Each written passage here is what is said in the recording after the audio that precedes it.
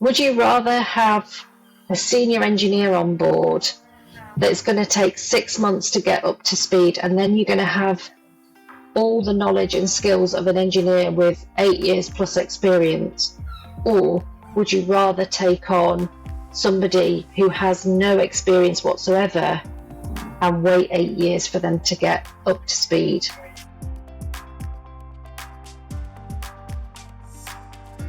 The CEO I have today has an interesting background. She served in the military, and she's a mom, or she probably knows she's got friends who are moms, so they know how life is after taking a career break to raise children, or just a career break in general.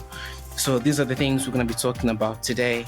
But Moore MedTech, which is the company she runs, has a really fascinating product, which I also hope to cover a little bit in today's episode, because it's some really interesting technology that you guys have there.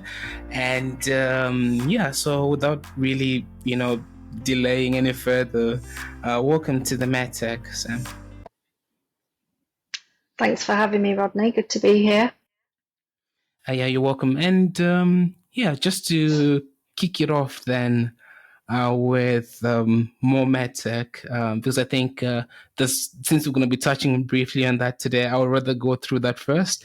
Sure. Starting a company, I understand you guys have been running for about just over 3 years now. What's right. The path or the career path been leading up to that for you? Well, as you introduced at the start there, I started my career as a propulsion engineer in the Royal Air Force, and whilst I was serving, I took a degree and studied integrated engineering, mechanical, electrical and manufacturing at Nottingham Trent University, which then when I left the service, I moved into an engineering company widely known, Siemens, where I worked on their industrial gas turbines. So I started my life very much on the tools. Then I went to university, got a degree whilst I was serving, and then I moved into a typical product development engineer's role. And from that, I became inquisitive of all technologies, and specifically around ceramic heart valve prosthesis, which was part of my thesis at university. So I became introduced to medical technologies then, and just was fascinated by the breadth of the industry, the different scope of the products. And so when I had a choice about the industry that I moved into, medical technology was the one I wanted to go into, because it had such enormous potential across every area of engineering. So that's why I kind of came to this market, just because I love the tech, and the people that work within the industry are very smart, but also very altruistic in terms of, as I think we found with the ventilator challenge, we come together as a group of people to try and improve what patient outcomes. That's what we're all here to do. Oh, well, that's really motivating, I'd say. And I think that's one thing that's kind of satisfactory about MedTech. It's that the products you work on, you actually get to see how they impact people's lives, and how that they improve and make a difference. So that's good. And just leading up from that, right now, the work you guys do right now, what's the process been like at Moore MedTech in the last few years? If growing a company, how do you find that process? Is it challenging, or do you have special skills? We've scaled businesses previously. So Jamie, who's my co-director, also happens to be my brother. And we've successfully scaled another business before this one. So when we were introduced to the technology of fire UVC, we quickly determined that during COVID, this was a really cool way of sanitizing air and surfaces without the need for continual cleaning regime. So it's something that goes on in the background. It looks like an oversized LED light bulb, but actually what it's doing is killing the airborne pathogens, so that if you're in close proximity to somebody else, you're not going to inhale those that they have just exhaled. So it was really busy. I think we worked so hard through COVID to try and get the products out to market so that they could be useful. The technology is being used over in the US in operating theatres. It's used to sanitize water in agricultural environments. So we knew the technology worked. There's a ton of science behind it. But obviously the need at the time was so great that we were working pretty much around the clock to try and get products to market and try and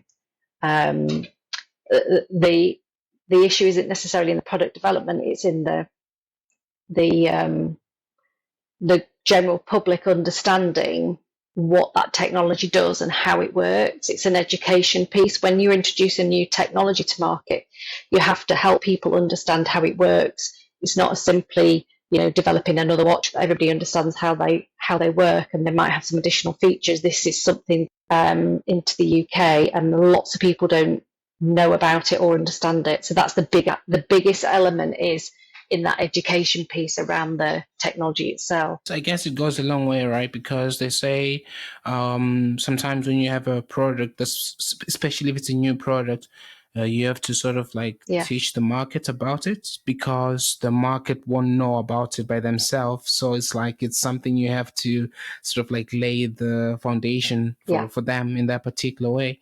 And I mean, and that's really good, because obviously, with its applications in sort of surface and air treatment, including water disinfection, which is really crucial.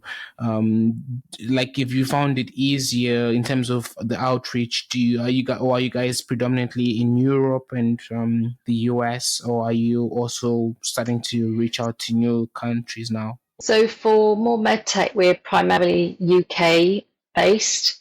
We just came back from the first international conference around FAR-UVC, and we've made some collaborations with partners in the US and further afield, where we have complementary product groups that can come together to give a better holistic result of the technologies. So our most recent work was around some grant funding that we received from UKRI, and we ran a trial of our product in a Starbucks in Leeds. So that was very exciting to see the results that came from that. Well, yeah, it sounds good. And, the fact that, you have sort of a network already going. So that's really good. And as I promised, that this episode is not going to be about mostly the technology you have, because I think it's really life-changing and it's really good. I just want to, jump to your, personal background, Sam.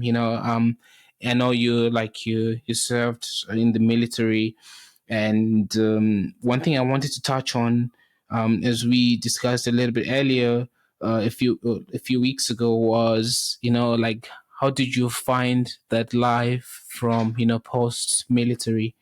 Because I did some research since our last conversation, and the MOD, which is the Ministry of Defense, for those who are not in the UK listening to this, has a website and a page with about 18 different PowerPoints and PDFs there, explaining to people what life is after the military. I mean, could you quickly give us a background of your how your life changed after you left? Yeah, well, I left the Royal Air Force just after I graduated from university, and I moved into a graduate engineer's role, even though I've been working in engineering for 8 years, maybe more at that point, but into a very different type of role. And I suppose moving from a military environment to a civilian environment, it was very different in terms that in the military, if somebody asks you to do it and you have the capacity to do it, then the answer is always yes, because we're there to keep aircraft flying, to keep missions going. And so everybody is on board with that mentality. Okay, we need to just get this aircraft airborne. How are we going to do it? I think the biggest difference for me moving to a civilian environment was that people had the right to choose whether they wanted to work late, to finish the project. And in my mind, I still had that mentality that was like, well, yeah, I don't have any plans tonight. I'm going to work late. I'm just going to get it finished.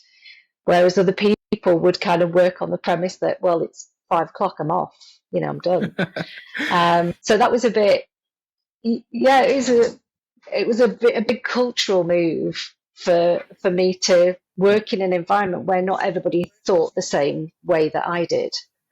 But I totally get it. Now I've worked in Civvy Street for a long time. That work-life balance is really important. But at that time, that was the biggest culture shock for me, was like not everybody thinking just the way I do. Well, that's interesting. As I was saying, because one thing that I picked up when I was doing the this research notes that I just jotted down here was, moving from essentially what you said, the being on duty 24/7 to a more relaxed life of a 9 to 5, and you got weekends off, and you didn't have to follow every order, anything people say to you. Sometimes people can choose to follow it or not. Everything is kind of casual. But as I was reading, I also ended up finding out that that sometimes people like old veterans sort of like experience some sort of like a loss of purpose, or like loss of identity or status, and this then leads to some mental health issues, because they just don't feel as important anymore. Like, did you experience any of this things, or what was it like for you, besides the time and the working hours you mentioned? I mean, I was very lucky in that I haven't experienced that, but I do know quite a few of my friends, ex-colleagues that I did serve with, that have had issues. And I think, again, you go from being this very tight-knit community that is all focused on the same goal to one where you're just not. And that you can feel a little bit like you're in free fall, because all those teammates and colleagues that you were working with that always had your back, that would always be checking in on you, are now going home to their own homes and their own families at the end of the night, and not checking in on you. So I can totally understand and see how that happens. I'm lucky that I'm from a really big family, and so my family were always there to support me through that transition. But it's not, um, Yeah, yeah, not the that's same really for good, everyone. of course. And as I mentioned to you as well when we spoke earlier, was for me, I was really keen to talk about this because my mom served for 10 years, and she was an electrical engineer in the military. So she was just similar to you, basically, but mostly for the army and Yeah. not the air force. And one thing she mentioned when I also asked a few questions in preparation for this episode, was like some challenges she faced, and she mentioned that she felt like there was a bit of stigma, around former veterans, because people have this sort of like fear factor. They're like, you were in the army, so people are kind of scared of you a little bit.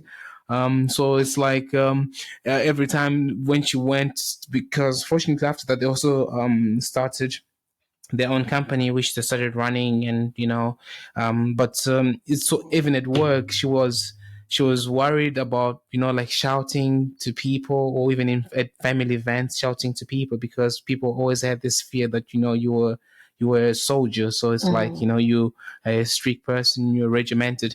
Did you experience any of that sort of like stigma or anything like that? A little bit. I remember going to an interview once, and the person asked me how I would cope having to make decisions on my own, and I was a bit confused and said, I'm not sure. And he said, well, you've been in the military for 8.5 years.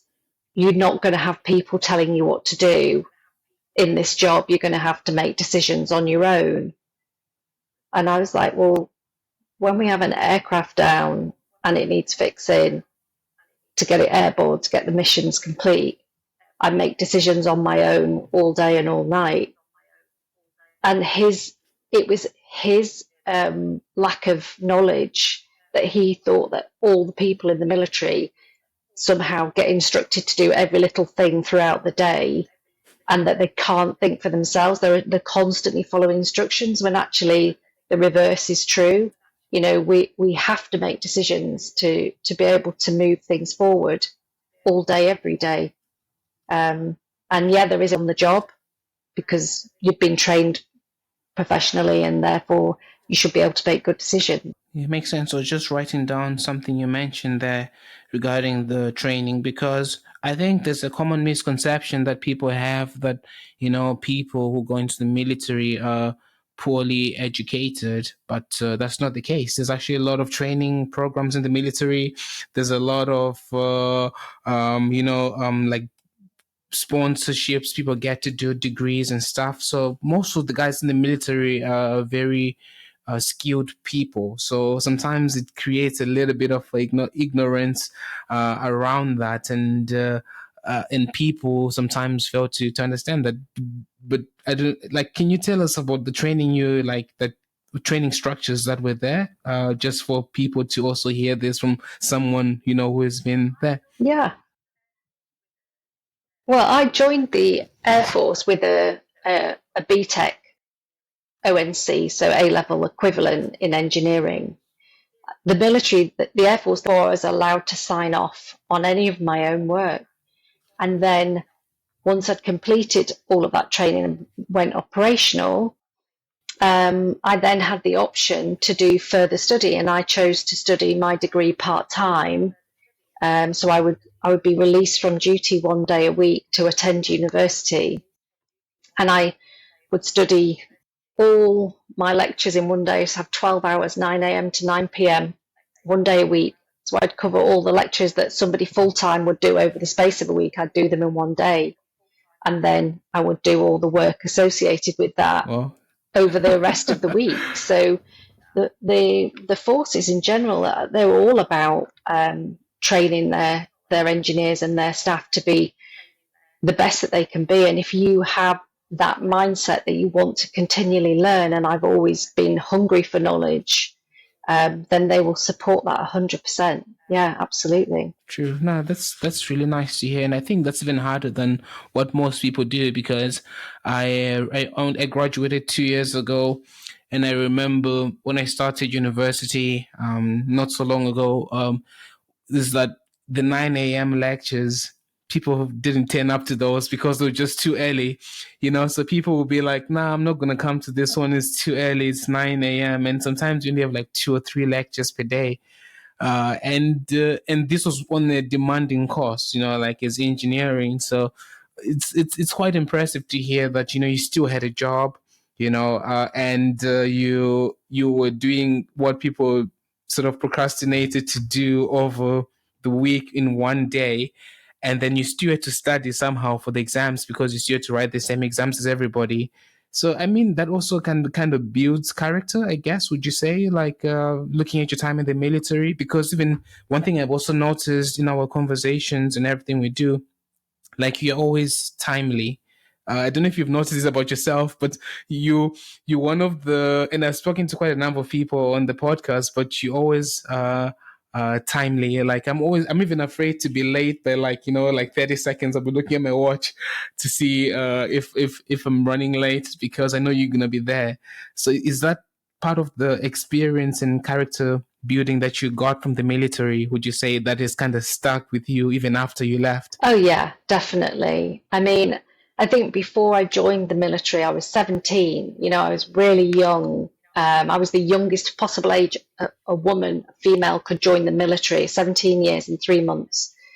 And I could, at that point in my life, I could have gone either way. I was a bit wild, and the Air Force really kind of straightened me out. It gave me a structure. It gave me a sense of deep belonging, real loyalty to my flight, and yeah, that sense of loyalty, that sense of team has never left me, and that's why I would be mortified if I their time. I have to have as much respect for their time as for mine. So I would never intentionally leave people meetings. I know everybody's busy, everyone's time poor, and that for me is one of the things that I stand by. It's not to say that the members of my team do the same, because they're a lot more relaxed about it, and I've had to learn to be more relaxed about it. But I personally would not be late for a meeting. And even if it was going to be 5 minutes late, I would message you to say, I'm on my way, I'm so sorry, I'm stuck in traffic, whatever. Makes sense, and that's really something that's essentially also kind of like I would say kind of missing in like in my generation or generation younger than me, is that Hmm. people sometimes we've become quite soft, so it's like really easy to offend someone like in my generation. That's what I hear a lot from people.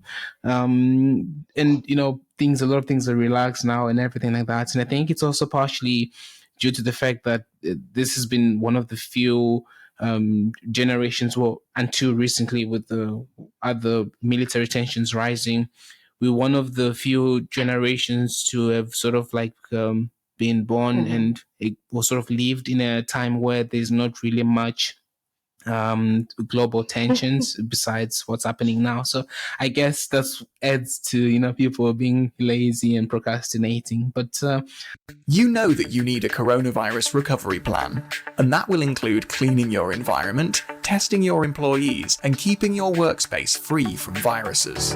COVID-19 has made us all too aware how easy a virus can spread via skin, clothes, coughing, sneezing, and exhaled breath. Far UV is a groundbreaking eco-friendly technology that will constantly disinfect the air and surfaces in your surroundings. This range of products are already in use in healthcare and military environments. They're easy to install and work in the background with minimal fuss. Now for the sciencey bit. The key to their success is the patented wavelength technology. It is the only product on the market that is strong enough to kill bacterium and safe enough not to penetrate skin and eyes. Far UV is a cost-effective solution for all environments, from workplace to workout or transport to theatre. For more information on how we can help you with your recovery plan, click on the link. hey guys, so welcome back to part 2 of my conversation with Samantha Moore, who is the CEO of Moore MedTech, and I will be attaching some links below so you guys can go see what they do.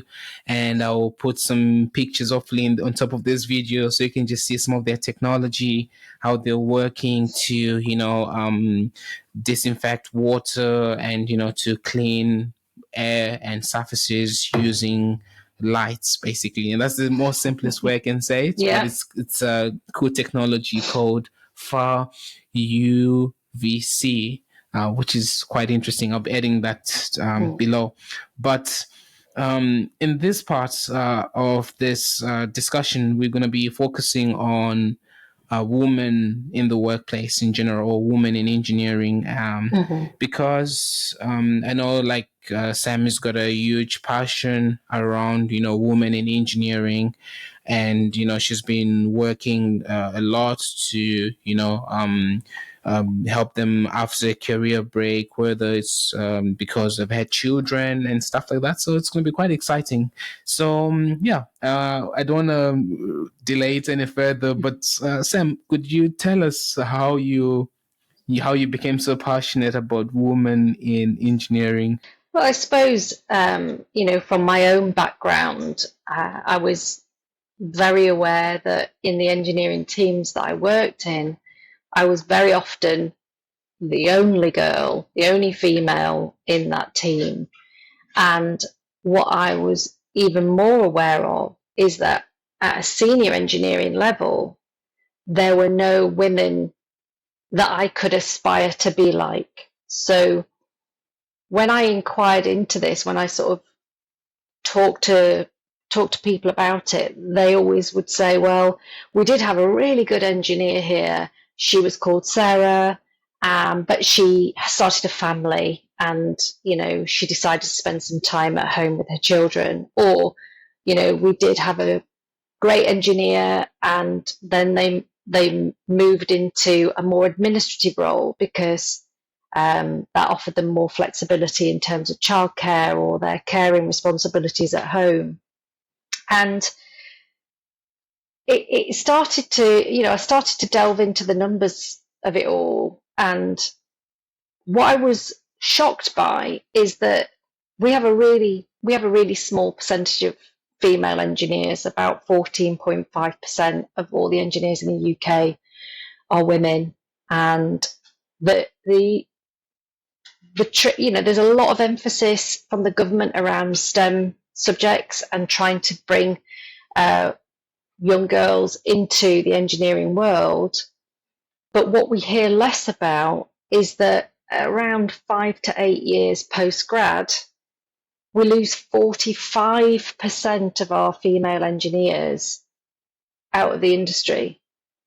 So just at the time when engineers are highly valuable, around 7, 8 years, if I had a pound for every time somebody had asked me for an engineer with 7 to 8 years experience, because at that point they're really solid engineers, they know what they're doing, they understand their job well. That's when we lose those skills. And that to me is, devastating, because how are we ever going to improve this situation? Even if we manage to get a couple more percent through at an entry level, if we're still losing 45% of them at a point in their career when they are highly valuable engineers, then this is like a leaky bucket. It doesn't really matter how much more water you put into the top of it, we're still going to lose at least half of it. So we have to understand that we're never really going to see those senior female engineers because half of them are leaving. And it's not just about childcare. It can be to take a career break. It can be to do further education. It can be, caring for elderly relatives. There's many reasons why those engineers decide that they have a bigger responsibility elsewhere. But what we're not doing well is actively trying to recruit them back into the industry after that sabbatical, for want of a better term, has passed. At that point, we should be really actively seeking those engineers out and saying, well, okay, you may have been out the industry for 6 years, but within 6 to 9 months, you're going to be fully back up and running to where you were.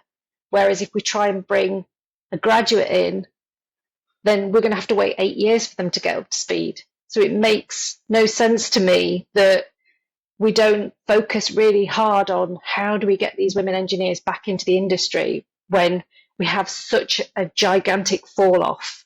That to me is the biggest point that we have to address, is how do we invite them back into the industry?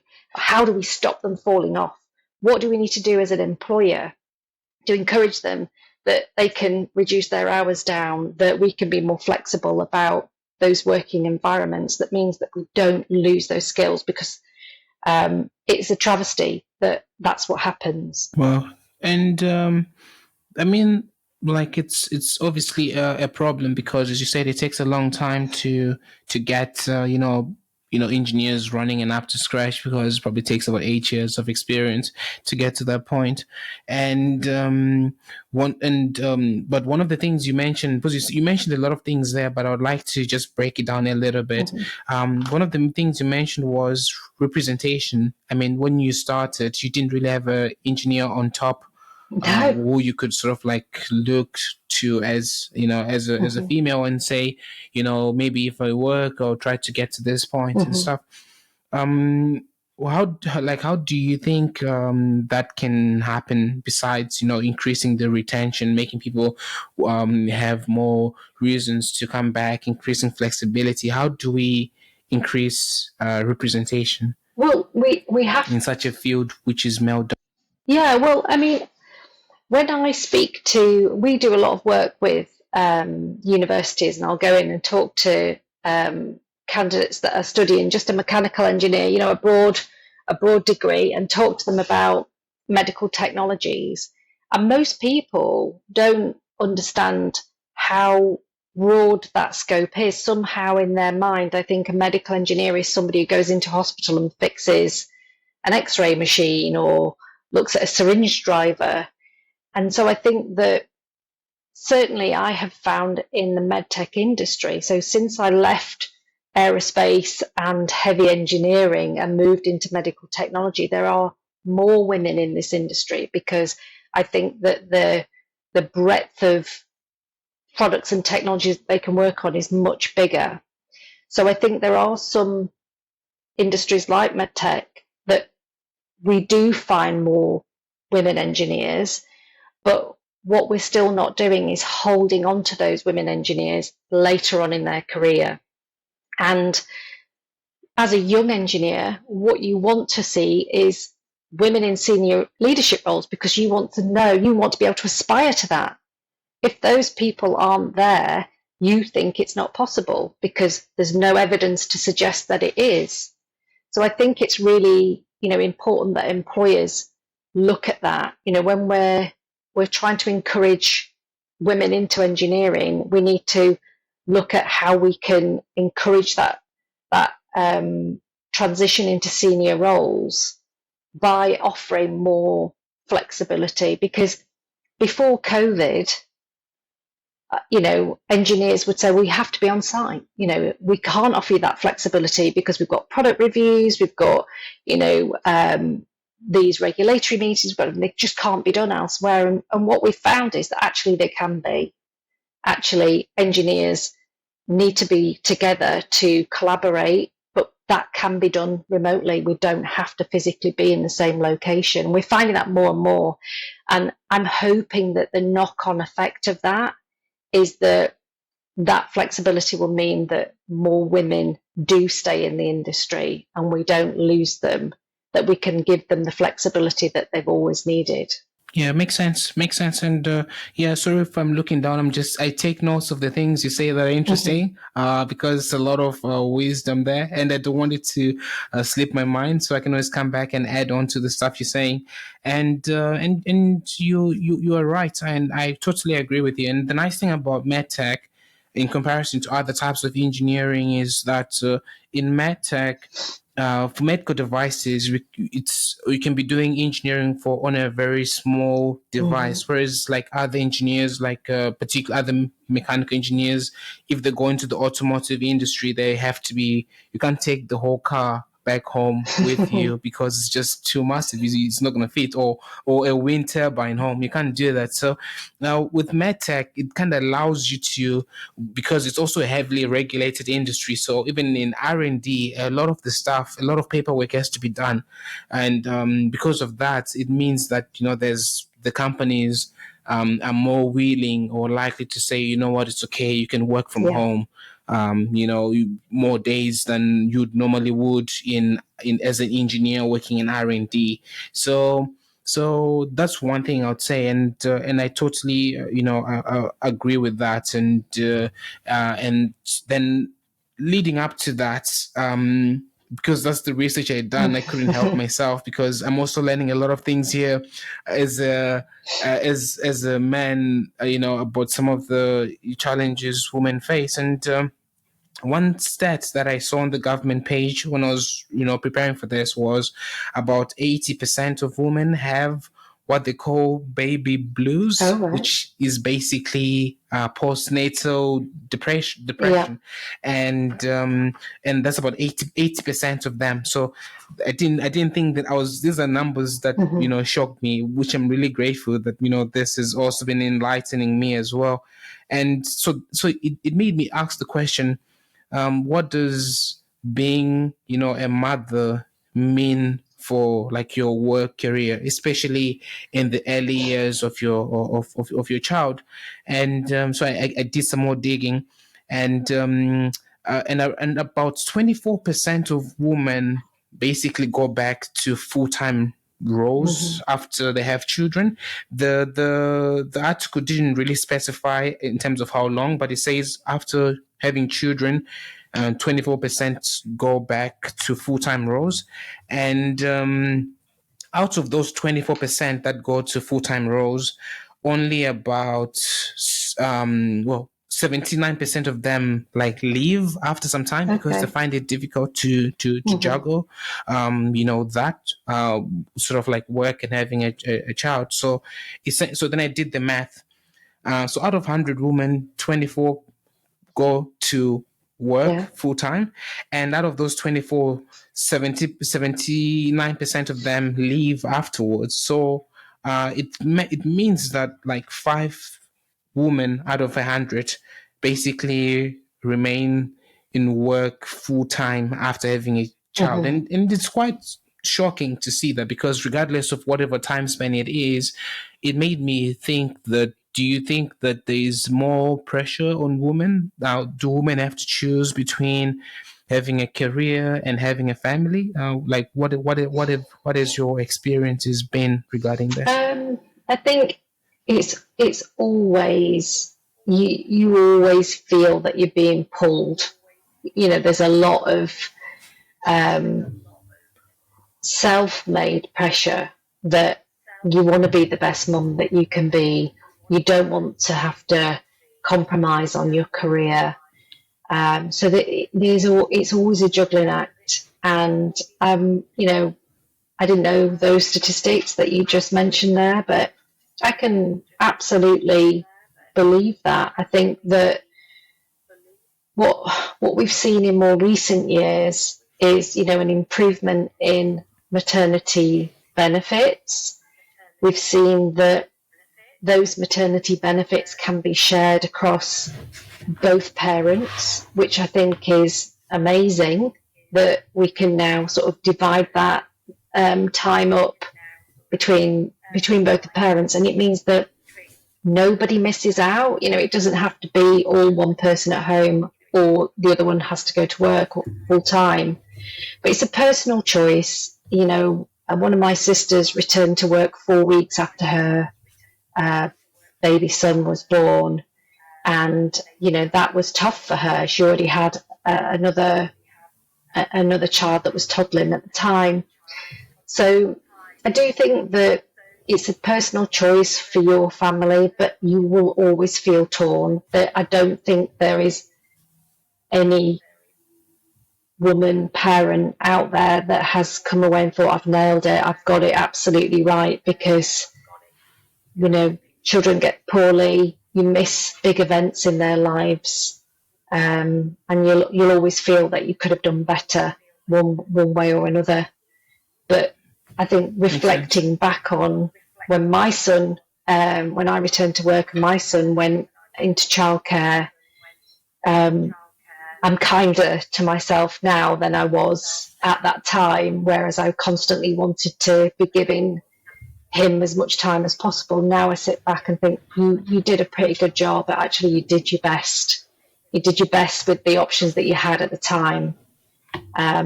So yeah, it's tough, and it's so easy to understand why women become depressed about it, because the options, whilst they're better than they were, it's still a struggle. Makes sense, and it's difficult, isn't it? And as you shared there, it's something you you have to sort of like think about and balance things and out and everything like that. So this discussion, got me thinking a lot, Sam, in things I never actually had to think about. But do you think that there's more that could be done, from government point of view, in terms of maybe allowing both parents to sort of like share some days off or something like that to help share the load on both Yeah, parents? I think that's available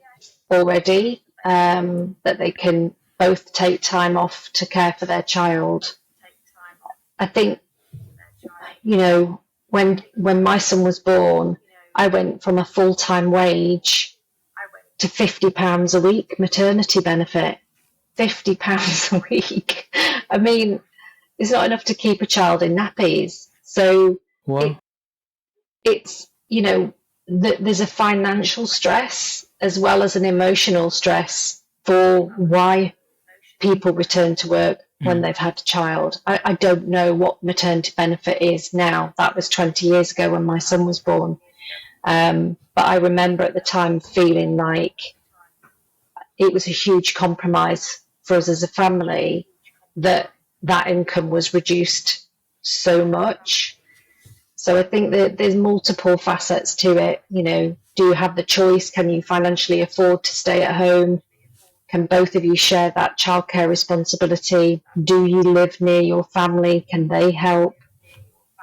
There's so much to consider. It's a very difficult and personal decision on how you manage that returning to work process, if indeed you can do that. well, it's breath taking, but I'm sure a lot of the audience listening to this a podcast, which like 63% of them identify as females on Spotify alone. I'm sure this is information that will be good for them, and it's also good for me because I never thought of all these things, and it kind of makes you think that, okay, do you even want to have children? But and unfortunately, or fortunately, nowadays there was an interesting article that came out a few months ago that showed that for the numbers of women above 40 um years of age who are having kids has Yeah. increased, and the amount of young people having children has decreased. So it's like people are pushing it a lot later. Do you think it's because now we have this sort of like technology where people feel like they can try push their career for 20 years, and so that if you have a child later on, it's much easier? Do you think it's easier for women to come back to work after they've worked for a lot longer in the industry, or is it a coping mechanism that's starting to show itself in society regarding pressures of trying to delay having a child because you don't want to compromise your career? I think that medical technology has meant that we're a lot more relaxed about women having babies later in age. I think that there's a huge cost involved in having a child, and people are very much aware of that. Whereas I think previously, people didn't really consider that. I mean, I was nearly 30 when I had my son, which at the time I was an older mum. That's how I was considered. But now 30 years of age is absolutely nothing. Nobody would blink at it. But I think there's a lot of facets to consider. Yes. I mean, I think the more senior you are in your career, the more valuable you are perceived to that business, and the more likelihood that if you want to negotiate terms to return, they're more likely to be considered if you are more senior, because you have that experience that the company doesn't want to lose. So that may be a factor. Yes. I don't know if it is, but I think that you would have a bit more gravitas to be able to negotiate those terms the further you are up in terms of seniority. Nice. Nice. And and then sort of like moving towards some of the work you're doing. I'm still a little bit shell shocked with some of the information you told me. So I'll revisit the point back when I'm more settled with my questions. But I'm just curious as to because now I my sense of the problem that currently exists in terms of making it easier for people to get back to work. Like, is there any clubs you're part of, or any things that you're doing there at More MedTech for people listening right now to that they can start joining to sort of like help them, or what are you doing to help people get back into their careers besides offering good salaries for those people who have taken a break? I'm sure there's a lot more going Yeah, on. well, there are certain, what's the word? There are certain companies, big global companies, that have a returners policy. And I would, if you are a woman engineer and you're thinking about coming back to it, then I would look into the companies that specifically set a policy around encouraging returners back into the workplace, because that does exist.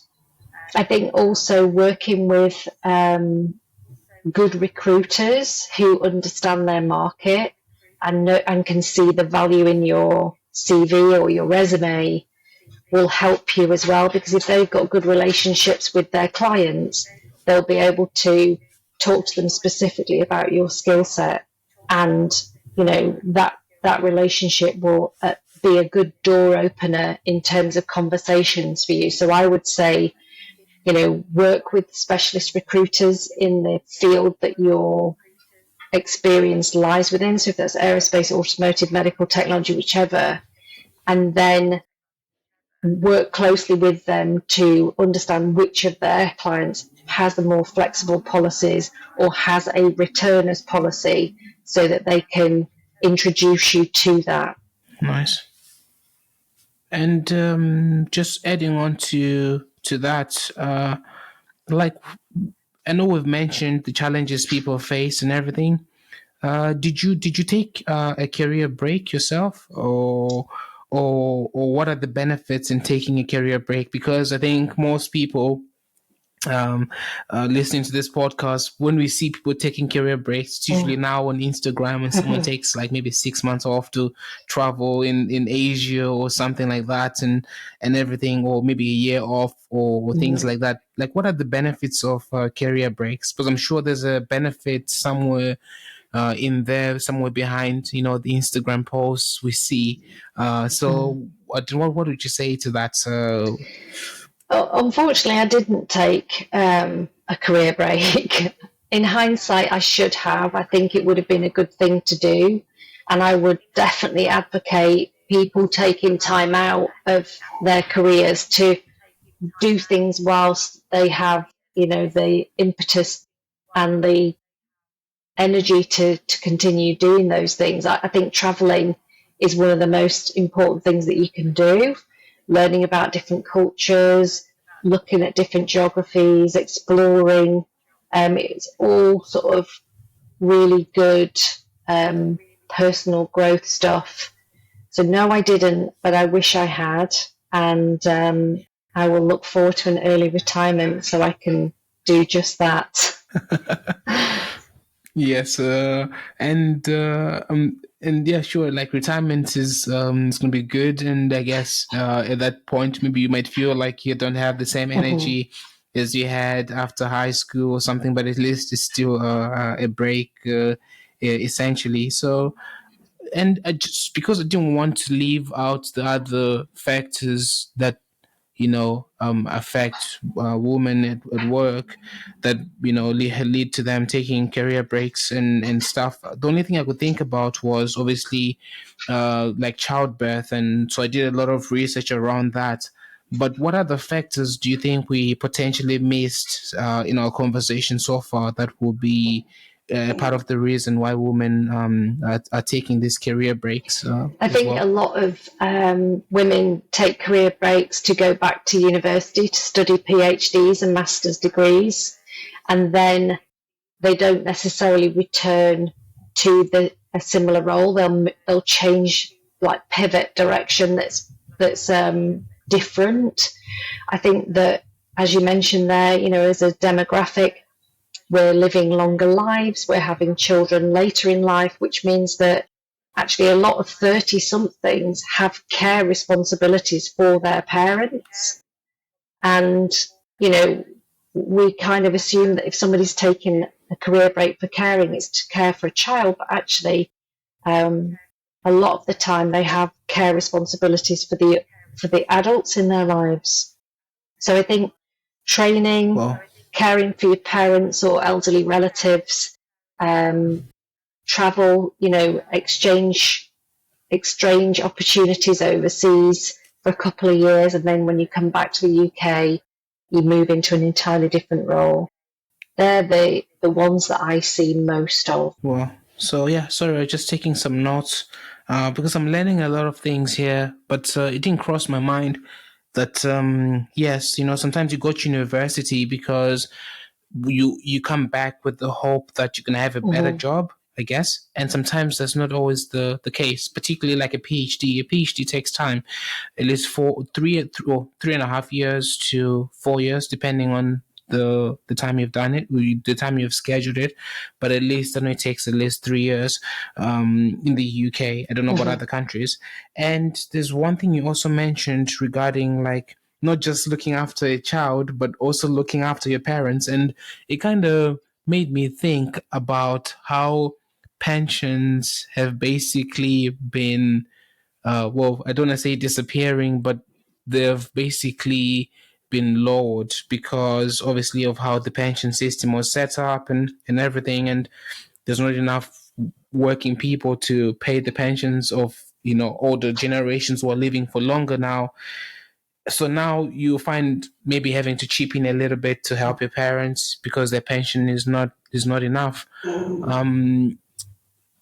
It kind of hits close to home, doesn't it? Because it kind of makes you think that your life is not just about yourself and this, but these things. Do you think they affect women more, or women find themselves more in that line of responsibility, or do you think it could be shared better, around siblings or around family members, or like what's the dynamic that's happening that's not so obvious for people to see? Honestly, I think it's down to each individual family. I'm one of 6 siblings.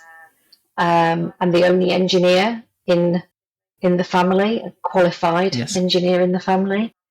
And yet my parents still ring my brothers to help them put together chest of drawers or something else. I let them do it, obviously. I don't need to volunteer, but they still do that. If somebody needs picking up or caring for, they're more likely to contact one of myself or my sisters. So I think a lot just depends on your own family dynamic. We I said there's 6 of us, but I think my parents would probably reach out to just the 1 or 2 of us that they thought might actually pick up the phone and go and help. Yeah. So it's about sharing that responsibility, but I think it's easier, right? Because there's more of you. But nowadays, and like the same thing for my parents, my mom is like 1 of 9, and my dad is 1 of 7. So it's easier to share responsibilities in those cases. But now, as we start moving towards this generation where people are having fewer and fewer children, it means that when they're older, there's more responsibilities on the children because there's fewer of them. So even if you lose 2 kids, one boy, one girl, it's still an increased responsibility on both of them, even if we split them equally, because there's still be 50-50. Whereas if there were 10 of you, it'll be more like at least a 10% responsibility. Yeah. So, but I guess no, that makes sense. And but and just one last question toward looking at the time and everything. I don't want to overrun, but I'm just curious to hear from you. Is like one thing you mentioned regarding like, education, because I would also like to go back to university, either to do like an MBA or some additional qualifications. And I think it's how the workforce has become nowadays. Like, how do you do that and still come back and progress your career? I mean, there's how do you go back to university and come back and still progress your career? Yeah. Because it's something that also kind of scares me a little bit sometimes. So maybe there's something that that you have seen that you could share. Well, the best way to do it is to work with your employer and get some kind of sponsorship or collaboration with them. And, from a people development perspective, for everybody to be on board where, okay, you're going to go off and do an MBA, we're going to part sponsor that. But in return, when you've completed your MBA, we'd like you to come back to the business and use what you've learned to, develop into an ops director role or something along those lines. So I think there's ways that you can do it in partnership with your employer. And that would be the way that makes financial sense for everybody. But if you do decide to stop work completely and go back full time, I think it's hard. One of my brothers has just gone back to do radiography degree, and he's been out of education for a long time. He had to do an access course to get him onto that, and he's finding it tough from a financial perspective, not being able to live the way that he lived when he was earning a good wage, to go on to like a student loan setup. He's really, you have to be really committed to it. Otherwise, I think it just doesn't work out. Well, no, and it's true. It's true what you said, because yeah, partnerships, or because you mentioned a lot of things. I was taking notes, so I addressed most of the points you mentioned that I really enjoy. Yeah, partnerships will work, and I know that it's a common route for more and more people now to take, so that they come back, they know what kind of career progression they're gonna have after they've done the qualification, so they can better appreciate the qualification. And also, I guess, yeah, in life as a student, it's Yeah. very difficult, right? So I mean, unless you got like parents that can support you, you often have to do other part-time jobs, other things, yet alone having responsibilities, especially when you go back when you're older. But do you think that there could be more? Like, what are your thoughts, like, in the future, regarding in terms of what more could be done, to make it easier for people to do all this sort of career breaks, coming back in, and particularly to make it more attractive for women, because we lose a lot of women, so there's like very low talent retention. Really, we need to be able to retain all the talent and everything like that. Like, what are your thoughts on the future? And this is the sort of like the last question I'll ask you, so just to hear your thoughts I on that. think it's really easy for employers to follow a pattern that they know. What COVID has taught all of us is that sometimes, by looking at things in a different way, approaching it differently, there's huge gains to be had. And I would want every employer out there who recruits engineering skills into their teams to think about this question. Would you rather have a senior engineer on board that's going to take 6 months to get up to speed, and then you're going to have all the knowledge and skills of an engineer with 8 years plus experience? Or would you rather take on somebody who has no experience whatsoever and wait 8 years for them to get up to speed? It's really simple maths, and it just requires a different mindset, because all we're asking you to do is think, for 6 months, you're going to have to help this person get back up to speed. But at the end of that time, you're going to have a really solid set of engineering skills within your team. So I would say work with recruiters, internal or external, force them to find you candidates that are more diverse. Do not accept a standard set of resumes, ask for more from your recruitment partners, and be open-minded to the different ways that you can encourage these skills back into your business. That would be my ask. Just think differently about it. How could you do it? Is 6 months bringing somebody back in, going to be worth it to get those 8 years experience at the end of it? Or do you want to follow a traditional path of bringing somebody in and then training them up and then potentially losing them at that eight-year point anyway, along with the other 45%? Yeah, makes sense. Makes sense. And I think for recruiters, they should be more sort of like reinforced in terms of confidence that someone coming back from a career break is less likely to take another one right after. So I would like to think that the people coming back, they're probably thinking of working now until they retire because they've rested. Whereas someone at the beginning, they, as you say, there's still that high percent of them leaving after 8 years. So you rather get someone who's returning. So no, thank you very much. I learned a lot. I jotted down some my own personal notes, some of the things you mentioned, and yeah, I really appreciate the time you've given to come to be on this podcast, Sam. And yeah, thank you very It's been a much. pleasure.